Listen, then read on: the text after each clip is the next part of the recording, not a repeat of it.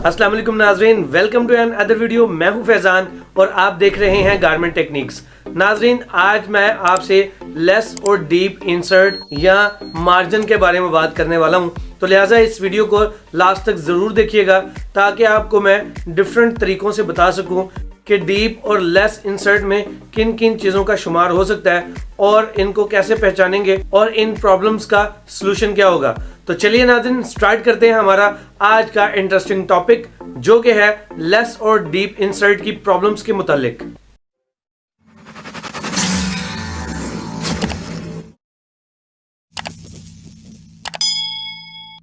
जैसा कि दोस्तों, आप में से बहुत से लोग प्राइवेट सेक्टर, गारमेंट सेक्टर में काम कर रहे होंगे, जहां पर जीन्स की या फिर कोई और ट्विल फैब्रिक या फिर फ्लीस फैब्रिक के मुख्तलिफ प्रोडक्ट्स वगैरह तैयार की जाती होंगी, जैसा कि शर्ट्स, पैंट्स, जैकेट, हुड वगैरह इस तरह की।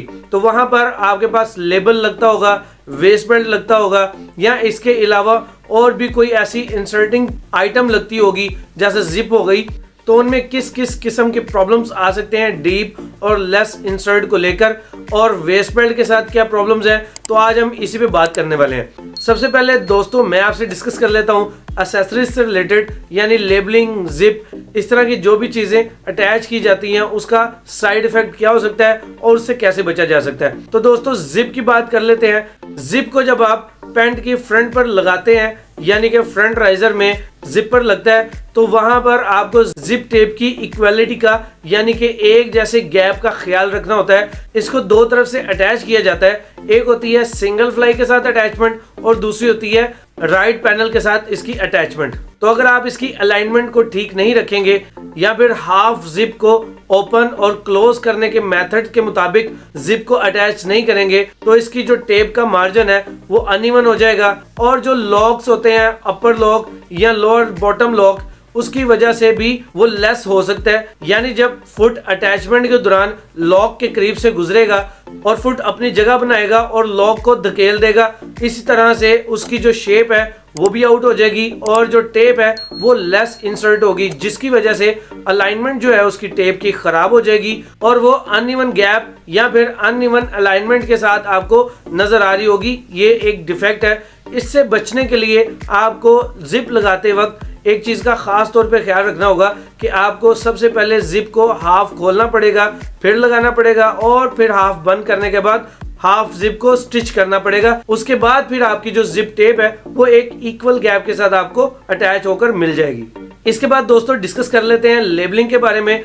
आप कोई भी लेबल लगाते हैं बैक पैनल के सेंटर में या फिर फ्रंट साइड पर वेस्ट बेल्ट के अंदर जो इंसर्ट होना होता है, तो वहां पर जब आप लेबल लगा रहे होते हैं तो आपको इस चीज का ख्याल रखना होता है कि लेबल ना तो ज्यादा ऊपर लगे और ना ही ज्यादा नीचे लगे। उससे प्रॉब्लम ये होती है कि अगर आपका लेबल जो है वो जरूरत से ज्यादा ऊपर अटैच हो जाएगा तो वो डीप इंसर्ट में चला जाएगा, यानी उसकी जो वर्डिंग है वो हाइड हो जाएगी और वो डीप इंसर्ट फॉल्ट के साथ रिजेक्ट हो जाएगा। इसके अलावा अगर आप जरूरत से ज्यादा लेबल को लोअर रख के लगाते हैं, नीचे रख के लगाते हैं, तो क्या होगा, जब आपका वेस्ट बेल्ट अटैच हो रहा होगा तो उसका एक स्वइंग मार्जिन होता है 1.25 सेंटीमीटर, यानी कि 1.25 सेंटीमीटर। तो जब वो स्वइंग मार्जिन लिया जाएगा और लेबल डाउन लगा होगा, नीचे लगा होगा, तो वो लेस इंसर्ट होने की वजह से एक फॉल्ट बन जाएगा और लेबल जो है वो इनसिक्योर हो जाएगा और उसको ठीक करना पड़ेगा। तो इसके बाद डिस्कस कर लेते हैं वेस्ट बेल्ट के बारे में। तो दोस्तों, वेस्ट बेल्ट का जो स्वइंग मार्जिन होता है वो होता है 1.25 सेंटीमीटर, यानी 1.25 सेंटीमीटर। अगर उसका स्वइंग मार्जिन ज्यादा ले लिया जाएगा तो क्या होगा, वो डीप इंसर्ट मार्जिन में चला जाएगा, और अगर आप उसका कम मार्जिन लेते हैं फोल्डर में तो वो लेस स्वइंग मार्जिन हो जाएगा, जिसकी वजह से आपकी शेप जो है वो डिस्टर्ब हो सकती है।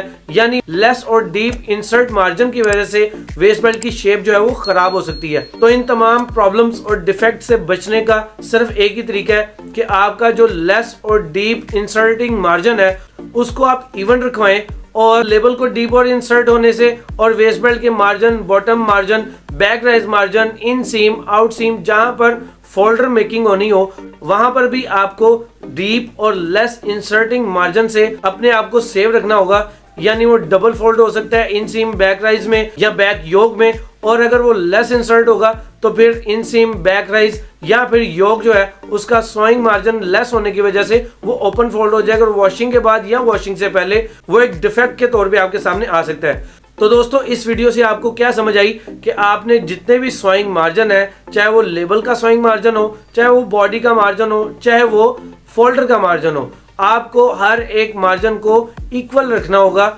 इवन रखना होगा, तभी आपकी शेप और ओपन फोल्ड और लेस और डीप लेबलिंग की प्रॉब्लम जो है उसको फेस नहीं करना पड़ेगा।